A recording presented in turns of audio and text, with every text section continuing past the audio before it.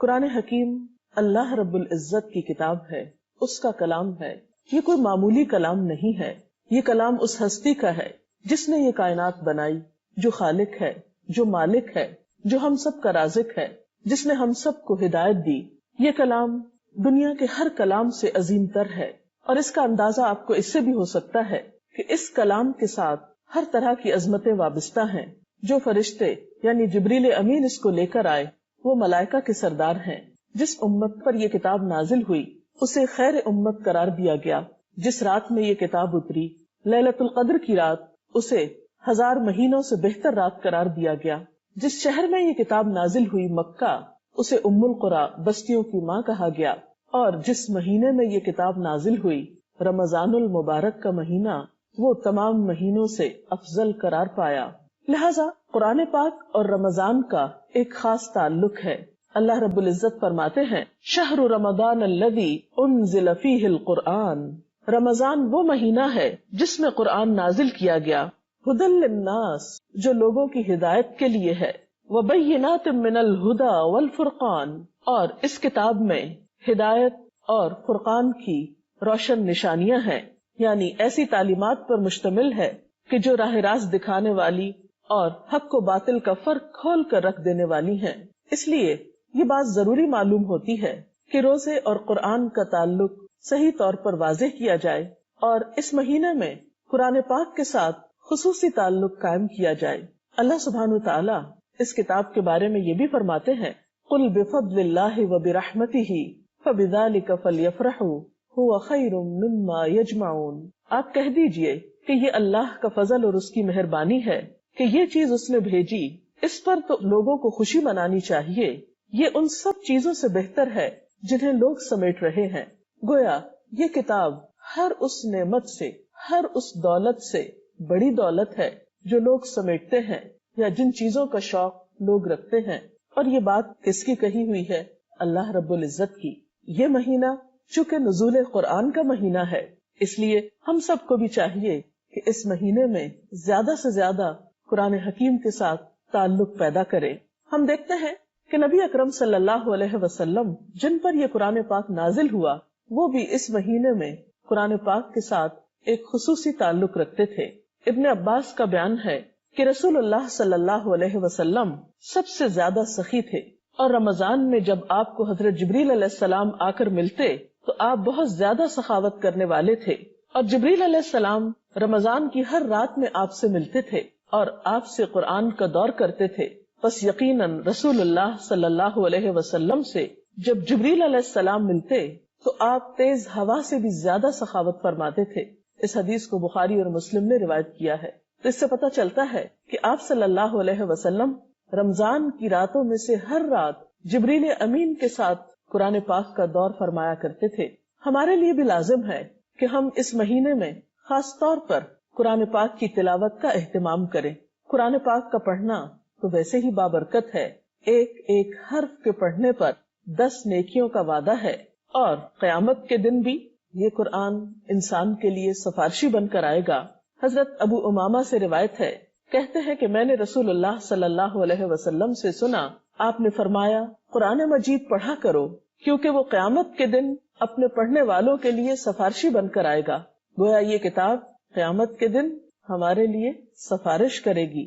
اور اس کتاب کا پڑھنا ہر طرح سے باعث برکت ہے. ہاں، ناظرہ پڑھا جائے، زبانی پڑھا جائے، ترجمے کے ساتھ پڑھا جائے، روانی کے ساتھ پڑھا جائے، یا اٹک اٹک کر پڑھا جائے. کوئی بھی شخص جو اس کتاب سے تعلق رکھتا ہے وہ خیر و برکت ہی پاتا ہے، اللہ کی رحمت کا مستحق ہوتا ہے، اور کسی طرح بھی نیکی اور اجر سے محروم نہیں ہوتا. ان عائشہ قالت قال رسول اللہ صلی اللہ علیہ وسلم الماہر بالقرآن مع السفرة الكرام البررة والذي يقرأ القرآن ويتتعتع فيه وهو عليه الشاق له أجران متفق علیہ. حضرت عائشہ رضی اللہ تعالی عنہا بیان فرماتی ہیں کہ رسول اللہ صلی اللہ علیہ وسلم نے ارشاد فرمایا کہ قرآن کا ماہر قرآن کے لکھنے والے معزز اور پاکیزہ فرشتوں کے ساتھ ہوگا، یعنی جو بہت عمدگی کے ساتھ قرآن پاک پڑھ سکتا ہے. اور جو شخص قرآن مجید کو اٹک اٹک کر اور بڑی مشکل سے پڑھتا ہے اس کے لیے دوہرا اجر ہے. یہ ہے اللہ سبحانہ وتعالی کی رحمت. وہ انسانوں کی کوشش کو دیکھتا ہے، اس کی قدر کرتا ہے. ایک شخص کوشش کے باوجود اگر زیادہ نہیں بھی پڑھ پاتا تو اس کے لیے دگنے اجر کی خوشخبری سنائی گئی تاکہ کوئی بھی شخص اس سعادت سے محروم نہ رہے. آئیے ہم دیکھتے ہیں کہ حضور صلی اللہ علیہ وسلم قرآن پاک کس طرح پڑھا کرتے تھے.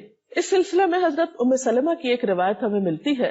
ان سے کسی نے پوچھا تھا کہ آپ صلی اللہ علیہ وسلم قرآن پاک کس طرح پڑھا کرتے تھے، تو انہوں نے فرمایا کہ آپ صلی اللہ علیہ وسلم ٹکڑے ٹکڑے کر کے پڑھا کرتے تھے، یعنی ایک ایک آیت کو الگ الگ کر کے پڑھا کرتے تھے. مثلا آپ الحمدللہ رب العالمین پڑھتے، پھر ٹھہر جاتے، پھر الرحمن الرحیم پڑھتے، پھر توقف فرماتے. گویا قرآن پاک کو اس کا حق دے کر پڑھنا زیادہ بہتر ہے. اس کے علاوہ یہ بھی ضروری ہے کہ قرآن پاک کو خوش آوازی کے ساتھ پڑھا جائے. اللہ تعالیٰ نے ہر انسان کے اندر اچھی آواز کے ساتھ پڑھنے کا ایک شوق رکھا ہے. ہم مختلف چیزیں اچھی آوازوں کے ساتھ پڑھتے رہتے ہیں. عموماً شعر و شاعری میں ہم اپنی اچھی آوازیں استعمال کرتے ہیں، لیکن اللہ کا کلام اس کا زیادہ مستحق ہے کہ اس کے لیے انسان اپنی بہترین آواز کا استعمال کرے اور اس کے لیے کوشش بھی کرے. ایک حدیث میں آتا ہے کہ زینوا القرآن بأصواتکم، قرآن پاک کو اپنی آوازوں کے ساتھ مزین کرو، خوبصورت بناؤ، یعنی اس کے لیے شعوری کوشش بھی کی جائے. ایک اور روایت میں آتا ہے نبی صلی اللہ علیہ وسلم نے فرمایا، اے اہل قرآن، قرآن کو تکیہ مت بنا لو بلکہ اس کی تلاوت کرو جس طرح کہ اس کی تلاوت کرنے کا حق ہے. رات اور دن کے اوقات میں اسے اعلانیہ پڑھو، یعنی بلند آواز سے پڑھو، خوش آوازی کے ساتھ پڑھو، اور جو کچھ مضامین ہے اس میں ان پر غور کرو. امید ہے تمہیں فلاح نصیب ہوگی. اور اس کا ثواب جلدی حاصل کرنے کی کوشش نہ کرو، یعنی پڑھنے کے بعد فوراً یہ توقع نہ رکھو کہ جس مقصد کے لیے پڑھا گیا ہے وہ جلد ہی پورا ہو جائے، اور اگر وہ پورا نہیں ہوا تو پڑھنا ہی چھوڑ دیا جائے. نہیں، کیوں؟ اس لیے کہ اس کا ثواب لازمن ہے. تو گویا اسے اجر آخرت کی نیت سے پڑھنا چاہیے. پھر اسی طرح یہ ہے کہ ناظرہ پڑھنے کے علاوہ رات کو نفل نماز میں یا تراویح میں بھی خاص طور پر اس کو پڑھنا یا سننا چاہیے. اگر انسان خود زیادہ قرآن پاک نہ جانتا ہو یا اس کو حفظ نہ ہو تو ایسی صورت میں وہ کسی حافظ کے پیچھے کسی مسجد میں خصوصاً رمضان میں لمبی نماز پڑھنے کے لیے نماز تراویح میں شریک ہو سکتا ہے، اور ایسا کرنا بہت اجر و ثواب کا باعث ہے. حضرت عبداللہ بن عمر رضی اللہ تعالیٰ عنہ سے روایت ہے کہ نبی صلی اللہ علیہ وسلم نے فرمایا، روزہ اور قرآن قیامت کے دن بندے کے لیے سفارش کریں گے. روزہ کہے گا، اے میرے رب، میں نے اس بندے کو کھانے پینے اور اپنی خواہشات سے روکے رکھا، لہٰذا اس کے بارے میں میری سفارش قبول کی جائے. قرآن کہے گا، اے میرے رب، میں نے اس بندے کو رات سونے سے روکے رکھا، لہٰذا اس کے بارے میں میری سفارش قبول فرما. چنانچہ دونوں کی سفارش قبول کی جائے گی. تو اس سے پتہ چلتا ہے کہ جہاں ایک طرف دن کو روزہ رکھنے کا اہتمام کیا جائے، وہاں دوسری طرف رات کو اسے نماز میں پڑھنے کا یا سننے کا بھی اہتمام کیا جائے، کیونکہ یہ دونوں چیزیں انسان کی آخرت کے لیے نہایت مفید ہیں. اور اگر کوئی شخص حافظ قرآن ہے اور اس کو اچھی طرح پڑھتا ہے تو اس کے لیے بھی بہت خوشخبری ہے. نبی صلی اللہ علیہ وسلم نے فرمایا، جو شخص دنیا میں قرآن سے شغف رکھتا تھا، قیامت کے دن اس سے کہا جائے گا کہ قرآن پڑھتا جا اور بلندی کی طرف چڑھتا جا، اور اسی رفتار سے ٹھہر ٹھہر کر پڑھ جس طرح دنیا میں ٹھہر ٹھہر کر پڑھتا تھا. تیری منزل وہ آخری آیت ہوگی جہاں تک تو پڑھتا جائے گا. ظاہر ہے کہ یہ سعادت وہاں پر اسی کو نصیب ہوگی جو زبانی قرآن پاک پڑھ سکتا ہو اور پھر اس کا حق بھی ادا کرتا ہو. اگر آپ زیادہ یاد نہیں بھی کر سکتے مکمل طور پر یا پورا قرآن حفظ نہیں کر سکتے تو بھی آپ کوشش نہ چھوڑیے، جتنا حصہ بھی ممکن ہو یاد کیجیے. چھوٹی صورتوں کے علاوہ فضیلت والی لمبی صورتیں بھی اگر کوشش کی جائے تو یاد کی جا سکتی ہیں. مثلاً اگر رمضان المبارک میں آپ معمول بنا لیں کہ ہر روز صرف ایک آیت یاد کریں تو آپ دیکھیں گے کہ انشاءاللہ ایک مہینے کے بعد کم از کم آپ 30 نئی آیات اپنے سینے میں محفوظ کر چکے ہوں گے، اور ایسا کرنا کچھ بھی مشکل نہیں. اور اگر انسان کچھ بھی حصہ یاد نہیں کرتا تو اس کے بارے میں آپ صلی اللہ علیہ وسلم نے فرمایا کہ وہ شخص جس کے دل میں قرآن پاک کا کچھ حصہ بھی نہیں، وہ ایسا ہے جیسے اجڑا ہوا گھر ہو، ویران گھر ہو، گویا جس میں کوئی بستہ نہ ہو. قرآن پاک چونکہ نبی صلی اللہ علیہ وسلم کے قلب مبارک پر نازل ہوا، اس لیے جس چیز سے بھی ہم محبت کرتے ہیں اس کو اپنے دل میں جگہ دیتے ہیں. اگر واقعی ہمیں اللہ پاک سے محبت ہے اور اس کی کتاب سے محبت ہے تو لازم ہے کہ اس کی کتاب کو اپنے دل میں جگہ دی جائے اور اس کا کچھ نہ کچھ حصہ زبانی بھی ضرور یاد کیا جائے. ناظرہ پڑھنے کے علاوہ، قیام اللیل میں پڑھنے کے علاوہ، حفظ کرنے کے علاوہ اس میں غور و فکر کرنا بھی ضروری ہے. اللہ سبحانہ وتعالیٰ فرماتے ہیں کتاب انزلناہ مبارک، یہ ایک ایسی کتاب ہے جسے ہم نے اتارا ہے اور بہت بابرکت ہے. کس لیے اتارا ہے؟ لیدبروا آیاتہ، تاکہ لوگ اس کی آیات میں غور و فکر کریں. ولیتذکر اولو الالباب، اور تاکہ عقل مند لوگ اس سے نصیحت حاصل کریں. اور ویسے بھی یہ کتاب ہدایت کے لیے آئی ہے. قرآن پاک کے بالکل ابتدا میں سورۃ البقرہ میں اللہ تعالیٰ فرماتے ہیں ذالک الکتاب لا ریب فیہ، یہ کتاب اس میں کوئی شک نہیں. کیوں آئی ہے یہ کتاب؟ ھدی للمتقین، تقوی والوں کی ہدایت کے لیے. اور روزے کا مقصد بھی تقوی کا حصول ہے، تقوی حاصل کرنا ہے. اور جب تقوی حاصل ہوتا ہے روزے کے ساتھ تو قرآن پاک بھی زیادہ بہتر طور پر سمجھ آتا ہے. اس لیے اس مہینے میں خاص طور پر غور و فکر کرنے کی اس میں ضرورت ہے، کیونکہ اس آیت میں بھی یہ فرمایا گیا جو رمضان المبارک میں قرآن پاک کے نزول سے متعلق ہے کہ یہ کتاب ھدی للناس، انسانوں کی ہدایت کے لیے ہے. اور پھر دوبارہ فرمایا وبینات من الھدی والفرقان، اس کتاب میں ہدایت اور فرقان کی واضح نشانیاں موجود ہیں. جو شخص اس کتاب کے ساتھ جس نیت اور جس غرض سے تعلق قائم کرے گا وہ اس کو حاصل ہوگی. لہٰذا اگر کوئی شخص اس سے ہدایت حاصل کرنا چاہتا ہے، نصیحت حاصل کرنا چاہتا ہے، تو یہ کتاب اس کی یہ غرض بھی پوری کرتی ہے. اور ویسے بھی یہ کتاب تو ہے ہی ہدایت کے لیے. اور اس کے لیے ہم دیکھتے ہیں کہ جو شخص لوگوں کو اس کی تعلیم دے، اس کو سکھائے. حضرت عثمان رضی اللہ تعالی عنہ سے روایت ہے قال رسول اللہ صلی اللہ علیہ وسلم، آپ صلی اللہ علیہ وسلم نے فرمایا خیرکم من تعلم القرآن وعلمہ، تم میں بہترین ہے وہ لوگ جو قرآن کی تعلیم حاصل کریں اور دوسروں کو اس کی تعلیم دیں، خود سیکھیں اور دوسروں کو سکھائیں. تو گویا اللہ تعالیٰ کی نظر میں یہ ایک بہترین عمل ہے، اللہ تعالیٰ کے قرب حاصل کرنے کا ذریعہ ہے کہ انسان اللہ کی کتاب کی خدمت کرے، اسے سیکھے اور سکھائے. آپ صلی اللہ علیہ وسلم نے یہ بھی فرمایا کہ حسد جائز نہیں مگر دو لوگوں پر، ایک وہ شخص جسے اللہ تعالیٰ نے قرآن کا علم دیا ہو اور وہ شب و روز اس کو لیے کھڑا ہو، یعنی اس کو نماز میں بھی پڑھے اور اسے سکھانے کے لیے بھی کھڑا ہو. اور دوسرا وہ شخص جسے اللہ نے مال دیا ہو اور وہ اسے شب و روز اللہ کی راہ میں خرچ کر رہا ہو. لہٰذا ہم سب کے لیے ضروری ہے کہ ہم اس مہینے میں خاص طور پر اس کتاب کے ساتھ تعلق قائم کریں. اور انشاءاللہ ایک دفعہ جب اس کے ساتھ تعلق قائم ہوگا تو آئندہ بھی سال بھر کسی نہ کسی طرح تعلق قائم رہے گا. رمضان ایک ایسا موقع ہے کہ جس میں ہم آسانی کے ساتھ اللہ تعالیٰ کی کتاب کے ساتھ اپنا تعلق قائم کر سکتے ہیں. پوری ایک فضا ہمارے لیے تیار ہو جاتی ہے جس میں یہ کام آسان ہو جاتے ہیں. اور ویسے بھی جس کے ساتھ ایک تعلق ہو اس کے ساتھ کمیونیکیشن تو ضروری ہے. اللہ تعالیٰ کے ساتھ بہترین تعلق اسی وقت قائم ہو سکتا ہے جب ہم اس کے کلام کو سمجھنے والے ہوں، سننے والے ہوں، اس کو اپنی زندگی میں جاری و ساری کرنے والے ہوں. کیونکہ کمیونیکیشن کے بغیر تو کوئی تعلق نہیں ہوا کرتا. یہ کیسے ہو سکتا ہے کہ اللہ کی کتاب کو پڑھیں بھی نہیں، اس کے قریب بھی نہ جائیں، اس کو سمجھے بھی نہیں، اسے سیکھیں بھی نہیں، اسے سکھائیں بھی نہیں، اسے یاد بھی نہیں کریں اور پھر اللہ کی محبت کا دعویٰ بھی کریں؟ ایسا ممکن نہیں. لہٰذا دعا ہے کہ اللہ تعالیٰ ہمیں اس کا حق ادا کرنے کی توفیق عطا فرمائے. اس سلسلے میں اگر آپ کے پاس کچھ سوالات ہو تو آپ کر سکتے ہیں. میرا سوال ہے کہ کیا روزانہ صرف تلاوت کر لینا معنی کے بغیر کافی ہے قرآن پاک کی؟ بات یہ ہے کہ قرآن پاک کو جتنا بھی پڑھا جائے گا ثواب تو بہرحال ہوگا، لیکن جیسا کہ ابھی ذکر ہوا کہ یہ کتاب صرف ثواب حاصل کرنے کا ذریعہ نہیں، یہ تو انسانیت کی رہنمائی کے لیے آئی تھی، راہ دکھانے کے لیے آئی تھی. یہ تو کتاب ہدایت ہے. ذالک الکتاب لا ریب فیہ ھدی للمتقین. تو ہدایت اس کتاب سے اسی وقت حاصل ہو سکتی ہے جب اس کو سمجھ کر پڑھا جائے یا اس کے اندر غور و فکر کیا جائے. اس لیے کوشش یہ کرنی چاہیے کہ تلاوت کے علاوہ، ناظرہ پڑھنے کے علاوہ کچھ نہ کچھ حصہ ترجمے کے ساتھ ضرور پڑھا جائے یا سننے کا کچھ اہتمام کیا جائے. جتنا ہم اس میں غور و فکر زیادہ کریں گے اتنا اجر و ثواب بڑھتا چلا جائے گا. جی آپ؟ کچھ لوگ مصروفیت کے باعث قرآن پاک نہیں پڑھ پاتے تو وہ کیا کریں؟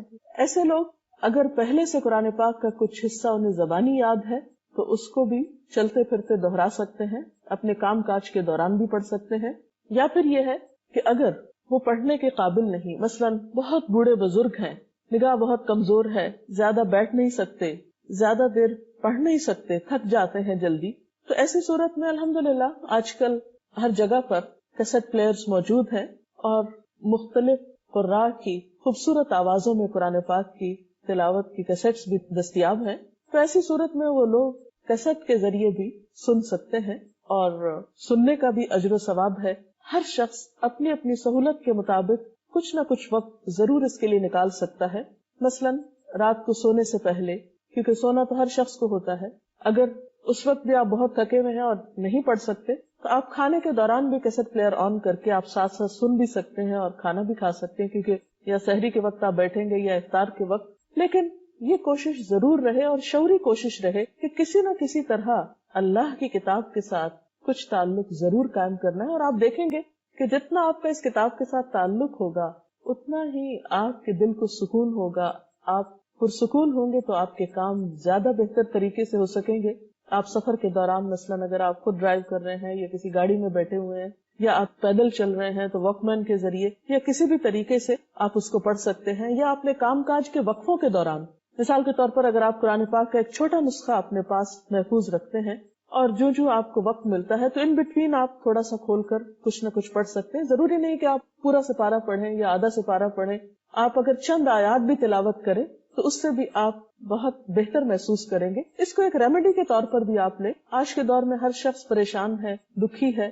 قرآن پاک باعث رحمت ہے، شفاء لما فی الصدور ہے، سینے کی بیماریوں کا علاج ہے، دل کے اندر اٹھنے والے غم اور دکھوں اور پریشانیوں کے لیے ایک مرہم کی حیثیت رکھتا ہے. اس لیے کچھ نہ کچھ حصہ ہر صورت میں پڑھنے کی کوشش کریں. ہمارے مساجد میں رمضان کی آخری 3 راتوں میں ایک اسپیشل پروگرام منعقد کیا جاتا ہے جسے محفل شبینہ کہتے ہیں. تو کیا ایسی محفلیں منعقد کرنا درست ہے؟ اصل میں وہ اس لیے کی جاتی ہے کہ جو لوگ زیادہ وقت نہیں نکال سکے وہ کم از کم آخری کچھ راتوں میں اس سے فائدہ اٹھا سکیں. لیکن اس سلسلے میں ایک بات یاد رہنی چاہیے کہ حضور صلی اللہ علیہ وسلم نے فرمایا کہ لم یفقہ من قرأ القرآن فی اقل من 3، کہ اس شخص نے قرآن کو سمجھا نہیں جس نے اسے 3 شب و روز سے کم میں پڑھا. یعنی قرآن پاک کو بہت جلدی نہیں پڑھنا چاہیے اور بہت جلدی ختم نہیں کر دینا چاہیے. اس کو پڑھنے کے ساتھ کچھ نہ کچھ سمجھنا بھی ضرور چاہیے. اس لیے زیادہ مناسب یہ ہے کہ ہر رات تھوڑا تھوڑا وقت اس کے لیے نکالا جائے. یہ دنیا جس میں میں اور آپ رہتے ہیں یہ اللہ نے بنائی ہے. کوئی بھی چیز خود سے خود نہیں بنا کرتی. جن چیزوں کو ہم آٹومیٹک کہتے ہیں، خودکار، وہ بھی کسی کے بنانے اور کسی کی پروگرامنگ سے آٹومیٹک ہوتی ہیں، خود سے نہیں بنتی. ایک چھوٹی سی سوئی بھی خود نہیں بنتی، بنانے والے کے بنانے سے بنتی. تو یہ اتنی بڑی کائنات، وسیع و عریض کائنات جس کی کوئی انتہا ہماری نظر میں نہیں، یہ بھی خود سے نہیں بنی. اس کو اللہ رب العالمین نے بنایا ہے اور یہ ساری کائنات اسی کی مرضی کے مطابق کام کر رہی ہے. اس کائنات میں ہمیں، مجھے اور آپ کو، ہمیں بھی اللہ نے بنایا ہے. اگر ساری کائنات اللہ کی مرضی کے مطابق کام کر رہی ہے تو مجھے اور آپ کو بھی اللہ کی مرضی کے مطابق یہ زندگی گزارنی چاہیے. کہیں ایسا نہ ہو کہ زمین و آسمان تو اپنا آپ اپنے رب کے حوالے کیے ہوئے ہوں، اس کے فرما بردار ہوں، اس کے اطاعت گزار ہوں، اور ہم عقل و شعور رکھنے والے انسان اس کی نافرمانی میں دن رات گزار رہے ہوں. نہیں، انسان کو یہ زیب نہیں دیتا. لیکن سوال یہ پیدا ہوتا ہے کہ پھر انسان اگر اپنے رب، اپنے خالق، اپنے مالک کی مرضی کے مطابق زندگی بسر کرنا چاہتا ہے تو اس کو کیا کرنا چاہیے؟ اس کو رب کی مرضی کہاں سے معلوم ہوگی؟ رب کی مرضی 2 طریقوں سے معلوم ہوتی، ایک پیغمبروں کے ذریعے اور ایک کتابوں کے ذریعے. پیغمبروں میں آخری پیغمبر محمد الرسول اللہ صلی اللہ علیہ وسلم، جن پر آخری کتاب قرآن مجید نازل ہوا. یہ 2 ہدایت کے ذرائع ہمارے سامنے موجود ہیں. الحمدللہ ہم ان خوش قسمت انسانوں میں سے ہیں جن کے پاس ہدایت کے یہ 2 سورسز بہت اوتھینٹک طریقے سے، قابل اعتماد ذریعے سے پورے کے پورے درست طریقے پر پہنچے ہیں. ہمارے پاس وہ کتاب ہے جس کے کھلتے ہی یہ دعویٰ کیا جاتا ہے کہ ذالک الکتاب لا ریب فیہ، یہ وہ کتاب ہے جس میں کوئی شک نہیں. اور دوسری طرف محمد الرسول اللہ صلی اللہ علیہ وسلم، ان کے بارے میں یہی کتاب گواہی دیتی ہے ما آتاکم الرسول فخذوہ وما نہاکم عنہ فانتہوا، جو تم کو رسول دیتے ہیں وہ لے لو، جس سے روکتے ہیں اس سے رک جاؤ.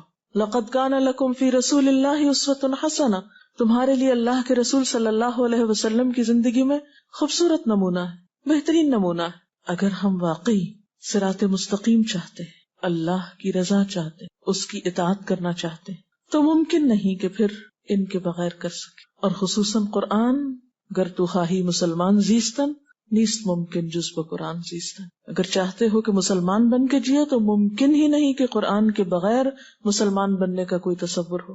اس لیے میرے اور آپ کے لیے اس کے سوا کوئی چارہ نہیں کہ ہم اس عظیم کتاب سے، اس عالی شان کتاب سے اپنا مضبوط تعلق قائم کریں.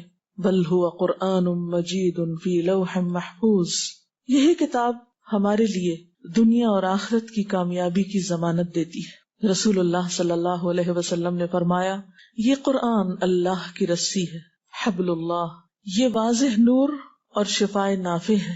جو اس کو تھامے رہے اس کے لیے بچاؤ ہے، اور جو اس کی پیروی کرے، اس کو فالو کرے، اس کے لیے نجات ہے. اگر کوئی ٹیڑھا ہو تو اسے یہ قرآن سیدھا کر دیتا ہے، اس کے دل کا ٹیڑھا پن درست ہو جاتا ہے. اس کتاب کے عجائبات ختم ہونے کو نہیں آتے، اور بار بار پڑھنے سے یہ پرانا نہیں ہوتا. یہ قرآن عجبا ہے، یہ نبی اکرم صلی اللہ علیہ وسلم کو ملنے والا معجزہ خالدہ ہے، قیامت تک باقی رہنے والا معجزہ ہے. ہمارے لیے لازم ہے کہ ہم اس پر ایمان لائیں. وَإِنَّهُ لَتَنزِيلُ رَبِّ الْعَالَمِينَ نَزَلَ بِهِ الرُّوحُ الْأَمِينُ عَلَى قَلْبِكَ لِتَكُونَ مِنَ الْمُنذِرِينَ بِلِسَانٍ عَرَبِيٍّ مُبِينٍ. اور یہ قرآن تمام جہانوں کے پروردگار نے اتارا ہے، اس کو امانت دار فرشتہ لے کر آپ کے دل پر اترا ہے تاکہ آپ لوگوں کو خبردار کرتے رہیں. یہ قرآن واضح عربی زبان میں نازل ہوا ہے. اس کتاب میں ہمارا ہی ذکر ہے. یہ کتاب ہمارے لیے روشنی کا مینار ہے. اس کتاب میں ہمارے لیے شفا ہے. یا ایھا الناس قد جاءتکم موعظۃ من ربکم وشفاء لما فی الصدور. اے لوگو، تمہارے پاس تمہارے رب کی طرف سے نصیحت آ چکی ہے اور شفا ان بیماریوں کے لیے جو سینے میں ہے، سارے دکھوں کا علاج، غم کا علاج، ڈپریشن کا علاج، سب بیماریوں کا مداوا، وہدن اور ہدایت، ورحمۃ للمؤمنین اور ایمان لانے والوں کے لیے باعث رحمت. قل بفضل اللہ وبرحمتہ فبذلک فلیفرحوا ھو خیر مما یجمعون. کہہ دیجئے کہ اللہ کے فضل اور اس کی رحمت پر چاہیے کہ خوش ہو جائیں. یہ کتاب ہر اس چیز سے بہتر ہے جسے لوگ سمیٹ رہے ہیں، جسے لوگ جمع کر رہے ہیں. اس لیے اس کتاب کے ساتھ تعلق دنیا اور آخرت میں انسان کے لیے سکھ ہی سکھ اور امن ہی امن کا باعث ہے. تو پہلی چیز یہ کہ اس پر ایمان لایا جائے. دوسری بات یہ کہ پھر اس کے ساتھ ایک مضبوط تعلق قائم کیا جائے. اور وہ کیسے؟ سب سے پہلے تو اس کو پڑھ کے، اس کی تلاوت کے ذریعے. جس طرح انسان کے جسم کو غذا چاہیے ہوتی ہے، جس طرح انسان جسمانی طور پر بھوکا ہوتا ہے، اسی طرح انسان کی روح بھی بھوکی پیاسی ہوتی ہے. اور اس کی بھوک کھانے پینے سے نہیں اترتی، اس کی بھوک، اس کی طلب قرآن سے پوری ہوتی ہے. قرآن روح کی غذا ہے، اور جب انسان اس کی تلاوت کرتا ہے تو روح سیراب ہوتی ہے. آپ صلی اللہ علیہ وسلم نے حضرت ابو ذر سے کہا تھا کہ اے ابو ذر، قرآن پڑھو اور اللہ کو یاد کرتے رہو، کیونکہ اس سے تم آسمان میں یاد کیے جاؤ گے اور زمین میں وہ تمہارے لیے روشنی ہوگی. گویا اس کا پڑھنا روشنی کا باعث ہے، رہنمائی کا باعث ہے. پڑھنے کے لیے ضروری ہے اور اس سے صحیح فائدہ اٹھانے کے لیے کہ اس کے پڑھنے کا حق ادا کیا جائے. الذین آتیناہم الکتاب یتلونہ حق تلاوتہ اولئک یؤمنون بہ. وہ لوگ جن کو ہم نے کتاب دی وہ اس کو اس طرح پڑھتے ہیں جیسے پڑھنے کا حق ہے، یہی لوگ اس پر ایمان لاتے ہیں. اولئک یؤمنون بہ. ایمان کا تقاضا یہ ہے کہ اس کتاب کے پڑھنے یا اس کی تلاوت کا حق ادا کیا جائے. اور حق ادا کرنے میں یہ بات آتی ہے کہ ہم جیسے اتری ہے ویسے ہی پڑھیں، درست ادائیگی کے ساتھ. اور صرف درست ادائیگی ہی نہیں بلکہ اس کتاب کی قرأت میں حسن پیدا کرتے ہوئے. رسول اللہ صلی اللہ علیہ وسلم نے فرمایا لیس منا من لم یتغن بالقرآن. وہ ہم میں سے نہیں جو قرآن کو خوش آوازی سے نہ پڑھے، یعنی اہتمام کے ساتھ اپنی آواز کو خوبصورت بناتے ہوئے اس کی تلاوت کرنی چاہیے. آپ صلی اللہ علیہ وسلم نے یہ بھی فرمایا زینوا القرآن باصواتکم، قرآن کو اپنی آوازوں سے مزین کرو، یعنی اسے خوبصورت انداز میں پڑھو۔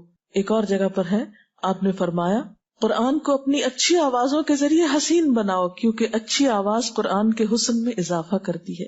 یعنی قرآن تو ویسے ہی حسین ہے، لیکن خوبصورت آواز سے اس کو پڑھنا اسے اور حسن بخشتا ہے، اور زیادہ مؤثر ہو جاتی ہے تلاوت اور قرات، اور پھر دل کی حالت بھی اسی اعتبار سے بدلتی ہے۔ حضرت طاؤس سے مرسلن روایت ہے، کہتے ہیں کہ آپ سے پوچھا گیا کہ کوئی شخص قرآن کو اچھی آواز سے اور اچھے طریقے سے پڑھنے والا ہے؟ آپ نے فرمایا وہ شخص کہ جب تم اسے پڑھتے ہوئے سنو تو تمہیں ایسا معلوم ہو کہ وہ اللہ سے ڈر رہا ہے۔ اچھی طرح پڑھنے میں کیا چیز آتی ہے؟ اچھا پڑھنے والا کون ہے؟ کیا صرف خوبصورت آواز سے پڑھنے والا؟ نہیں، اس کی پہچان یہ بتائی گئی کہ جب وہ پڑھ رہا ہو تو تمہیں محسوس ہو کہ وہ اللہ سے ڈر رہا ہے، کیونکہ محض گائیکی کے انداز میں پڑھنا ہی کافی نہیں، بلکہ اس کو دل لگا کر پڑھنا اور اپنی روح کو اس میں شامل کر کے پڑھنا وہ اسے خوبصورتی دیتا ہے۔ اور جس طرح کوئی شخص دنیا میں اہتمام کے ساتھ اس کو پڑھتا ہے، قیامت کے دن ویسا ہی معاملہ اس کے ساتھ کیا جائے گا۔ حدیث پاک میں آتا ہے، نبی صلی اللہ علیہ وسلم نے فرمایا جو شخص دنیا میں قرآن سے شغف رکھتا تھا، قیامت کے دن اس سے کہا جائے گا قرآن پڑھتا جا اور بلندی کی طرف چڑھتا جا، اسی رفتار سے ٹھہر ٹھہر کے پڑھ جس طرح تو دنیا میں ٹھہر ٹھہر کے پڑھتا تھا، تیری منزل وہ آخری آیت ہوگی جہاں تک تو پڑھتا جائے گا، یعنی اتنے ہی درجے تیرے بلند ہوتے چلے جائیں گے۔ آپ صلی اللہ علیہ وسلم نے یہ بھی فرمایا قرآن کا ماہر قرآن کے لکھنے والے معزز اور پاکیزہ فرشتوں کے ساتھ ہوگا، یعنی VIP میں شمار ہوگا، خاص اہتمام سے رکھا جائے گا۔ اور جو شخص قرآن مجید کو اٹک اٹک کے پڑھتا ہے اور مشکل سے پڑھتا ہے اس کے لیے دگنا اجر ہے، یعنی محروم کوئی بھی نہیں۔ جس طرح دنیاوی معاملات میں ہم بہتر سے بہتر کی تلاش میں رہتے ہیں، اسی طرح قرآن پاک کے معاملے میں ہمیں بہتر سے بہتر کی تلاش میں رہنا چاہیے۔ قرآن پڑھنے کے انداز میں مسلسل خوبصورتی اور مسلسل عمدگی پیدا کرتے رہنا چاہیے۔ قرآن پاک کا گھروں میں پڑھنا گھروں کے بابرکت ہونے کی علامت ہے، یا گھر میں برکت کا ذریعہ ہے۔ آپ صلی اللہ علیہ وسلم نے فرمایا اپنے گھروں کو قبرستان نہ بناؤ، شیطان اس گھر سے بھاگ جاتا ہے جس میں سورہ بقرہ پڑھی جاتی ہے۔ قرآن پاک کی محض دیکھ کر ہی تلاوت نہیں کرنی چاہیے، بلکہ اس کا کچھ نہ کچھ حصہ زبانی بھی یاد کرنا چاہیے۔ حدیث میں آتا ہے رسول اللہ صلی اللہ علیہ وسلم نے فرمایا جس شخص کے سینے میں قرآن نہیں ہے اس کی مثال اجڑے ہوئے گھر کی سی ہے، ویران گھر کی سی ہے۔ یعنی کتاب میں تو لکھا ہوا ہے، الفاظ تو موجود ہیں کاغذ پر، لیکن کچھ آپ کے دل میں بھی لکھا ہونا چاہیے، جتنی بھی حیثیت اور استطاعت ہو۔ رسول اللہ صلی اللہ علیہ وسلم نے یہ بھی فرمایا کہ اگر کوئی شخص قرآن مجید کی تلاوت میں مشغول ہو کر ذکر نہ کر سکے، دعا نہ مانگ سکے، تو اللہ سبحانہ و تعالی اس کو ان لوگوں سے بھی بڑھ کر عطا کرتے ہیں جو اپنے لیے مانگ کر لیتے ہیں، یعنی اللہ تعالیٰ سے دعا مانگتے ہیں۔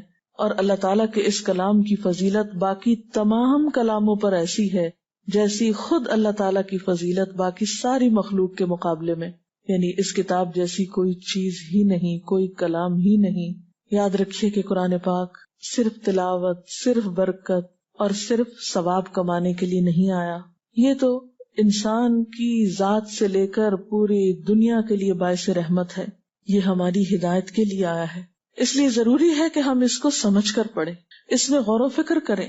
قرآن پاک میں آتا ہے کتاب انزلناہ الیک مبارک لیدبروا آیاتہ، یہ ایک کتاب ہے جسے ہم نے اتارا ہے آپ کی طرف تاکہ لوگ اس کی آیات میں تدبر کریں، غور و فکر کریں، وَلِيَتَذَكَّرَ أُولُو الْأَلْبَابِ، اور تاکہ عقل والے اس سے نصیحت حاصل کریں۔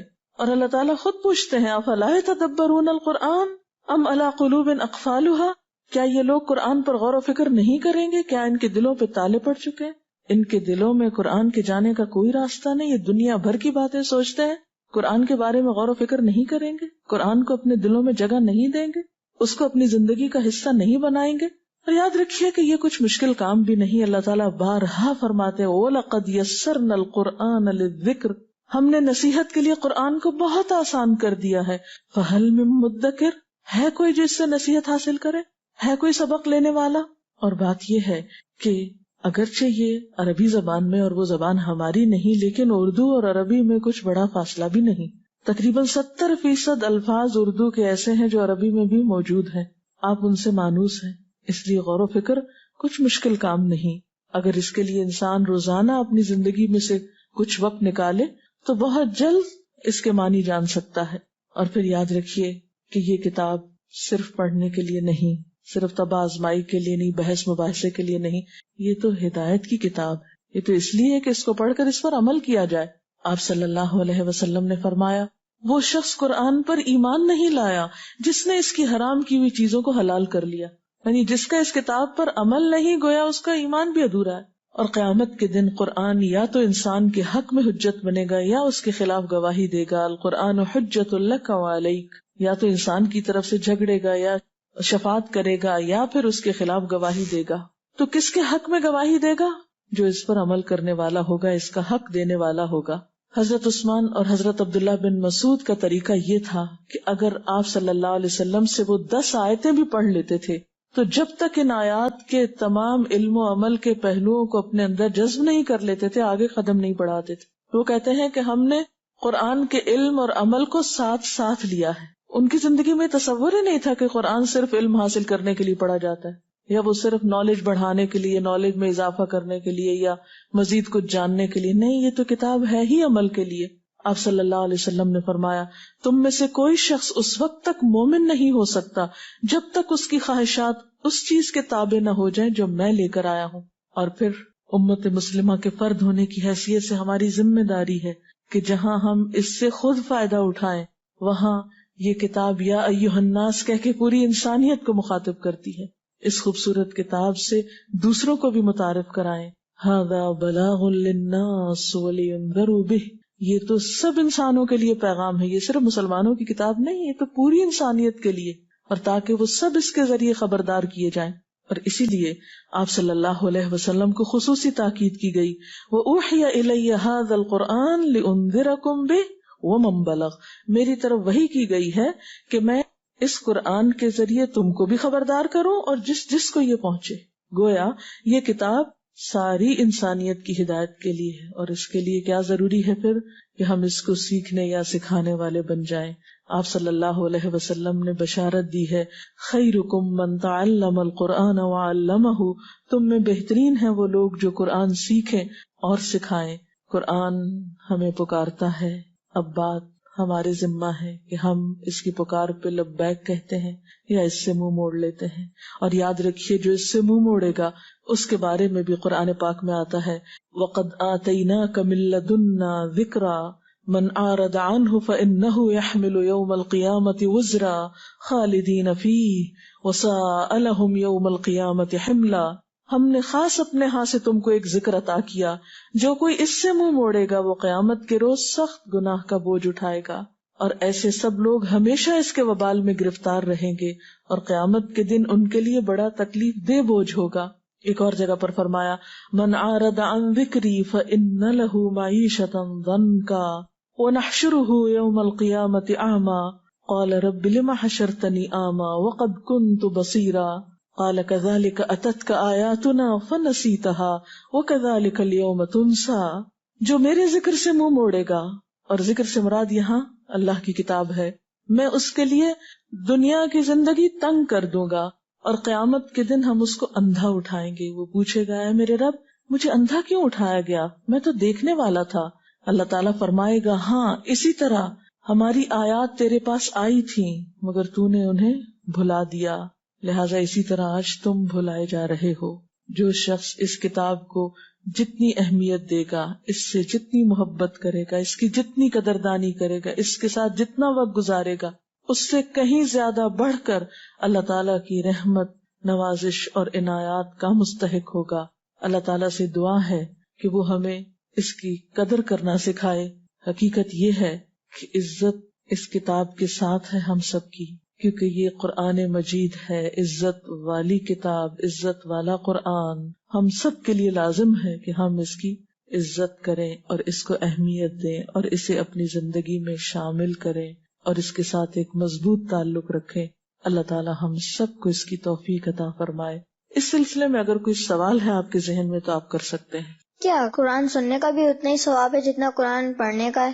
جی ہاں، قرآن پاک سننا بھی بہت اعلیٰ درجے کی نیکی ہے، کیونکہ قرآن پاک میں قرآن پاک کو سننے کے بارے میں بہت تاکید ملتی ہے، اور قیامت کے دن دوزخ میں جانے والے لوگ حسرت سے کہیں گے لو کننا نسمع او نعقل ما کننا فی اصحاب السعیر، کاش ہم سنتے یا سمجھتے تو آج ہم دوزخ میں جانے والوں میں نہ ہوتے۔ تو سننا بھی بہت ضروری ہے اور بہت باعث اجر ہے۔